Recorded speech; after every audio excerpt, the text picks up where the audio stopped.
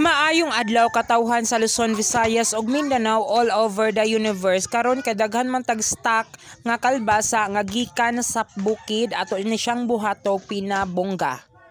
Mauna na ang ato ang giplatan nga kalbasa mga kalumadno. So ako na siyang gipino-pino gidugmok gingon ana nako siya then gipangbutangan nako og kanang pampalasa itlog og kaning crispy fry.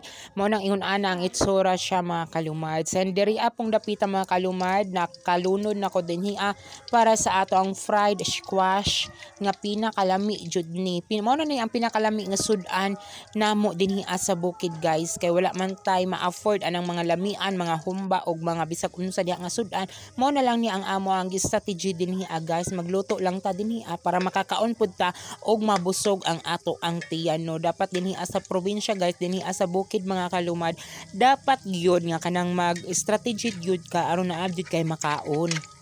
Taliwala sa mga kapobrehon mga kalumad kung doon na jud kay itinanom na abjud kay harbison mao nang sila mama og papa naning kamot jud dito sa bukid og pananom og mga lagutmon, mga gulay og tama ani guys, naka-harvest na mi og kalabasa nga gikan pa jud ni sa bukid gidala nila mama og papa. Mao nang ako nang giingon ani kay lain man pud og lonlon kalbasa lang ato ang kanon. So ato na pud siyang recycle jud bitaw atong giingon ani na lang siya para pud makaon og ang mga bata ganahan pud siya mo kaon ani guys kay napod ba yung mga bata nga dili jud kaayo mo kaon og gulay. Mao nang ingon ani na to pag kuan atik ang mga bata para mo kaon pud sila og gulay. Apil por mga tiguang lami na jud kay ni nga sudan para sa amo Ato lang yung ipadayon og prito mga kalumad hanggang maging golden brown na jud ni siya.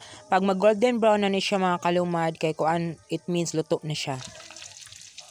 Og dinhi aday mga kalumad ako na ni siyang gibaliktad kay mapagod manggod siya og dili jud siya baliktaron. Ingon ana na ang iyahang hitsura karon mga kalumad, so luto na ni siya taod-taod ug ato na siyang haunon.